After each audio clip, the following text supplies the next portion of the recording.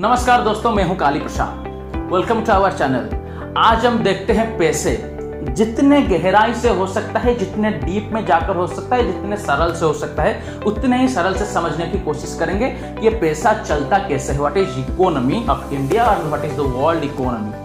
हम अच्छे से समझने की कोशिश करेंगे क्योंकि हम बुद्धिमत्ता या इंटेलिजेंस उसी को कहते हैं जो जटिल चीजों को सरल करे, ना कि सरल चीजों को जटिल बनाए। तो जितने सरलता से हो सके समझेंगे, इसकी बेसिक चीजों को बाद में हम समझते जाएंगे। ये समझने से क्या होगा, हम ज्ञानी हो जाएंगे, ऐसी कोई बात नहीं है। समझने से हम मिलकर चल पाएंगे, आलोचना से हम एकजुट होकर चलेंगे तो डेवलप होते जाएंगे, जैसे हम यूथ होते जा रहे हैं। क्योंकि अगर चलेंगे मिलकर तो राह पर सही से चलेंगे। और बात यह है कि अगर सही से चलने वाले मिल जाएं या चलने वाले सही हो जाएं तो दीपक की रोशनी भी सूरज से ज्यादा काम करती है दिशा दिखाने में। तो शुरू करते हैं, धीरे से, बारीकी से, अच्छे से, डीपली समझने की कोशिश करेंगे।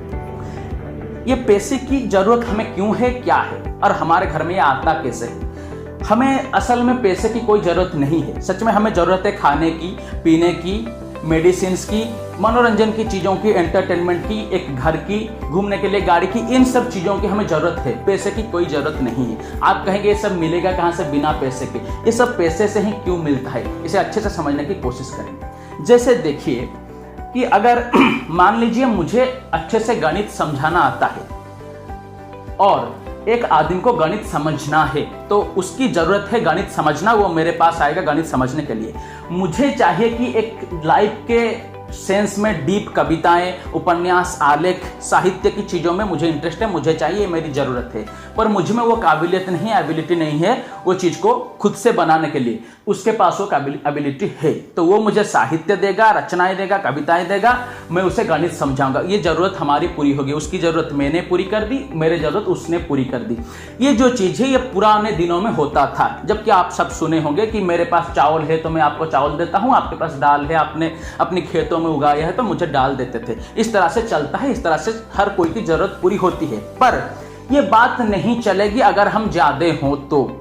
जैसे कि हमारी सोसाइटी है, हम अगर 2 हैं तो ये बात चलेगा। अगर हम 10 हैं, मान लीजिए यहां पर हम 10 आदमी हैं और मुझको गणित आता है, उसको साहित्य आता है, मुझे साहित्य चाहिए वो मुझे देगा, मुझे उसे गणित चाहिए मैं दूंगा।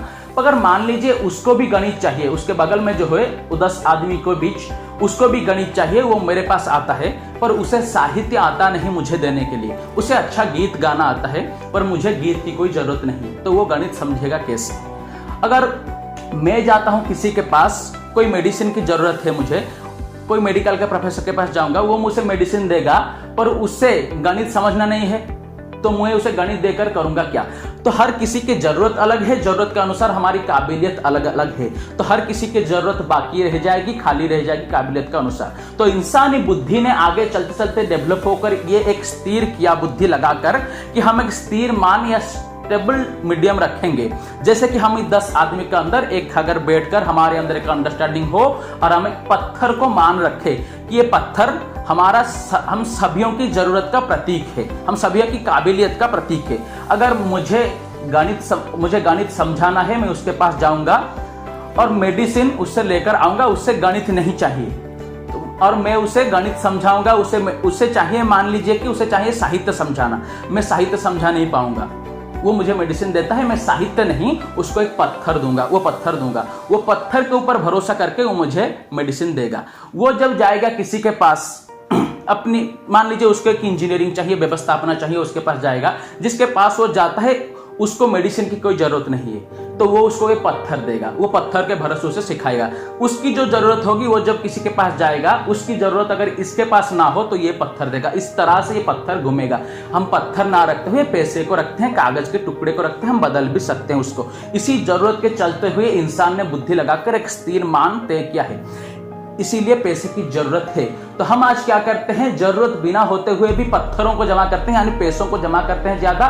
तो बहुत थोड़े से लोगों के पास ज्यादा पैसा और बाकी लोगों के पास कम पैसा रह जाता है।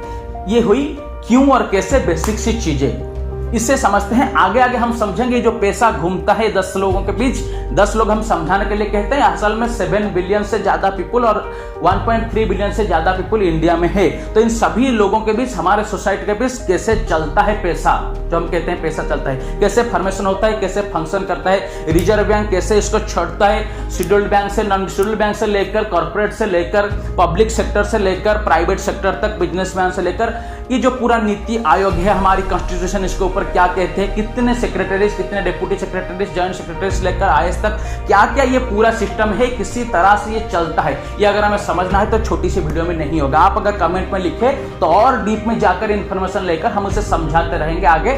बाजारों में बुक अवेलेबल है, नेट में है, पर ये क्यों ये होगा तो हम चल पाएंगे अच्छे से समझकर, एक दूसरे से मिलकर चल पाएंगे। और जैसे मैंने कहा था कि अगर मिलकर चलेंगे और चलने वाले सही होंगे तो दीपक की रोशनी भी सूरज की काम देगी। आगे हम, अगर आप कमेंट में लिखते हैं तो डीपली वीडियो देते जाएंगे आगे आगे डिफरेंट टॉपिक्स में। और आपको स्ट्रेस रिलीज के लिए और चीजों को अच्छे से समझने के लिए, बुद्धिमत्ता से समझने के लिए जो हमने छोटी छोटी मूवीज बनाई है, उसकी डिस्क्रिप्शन भी हम डिस्क्रिप्शन में उसके लिंक देते हैं। आप इसे देखते जाइए, कमेंट में बताते जाइए। नमस्कार।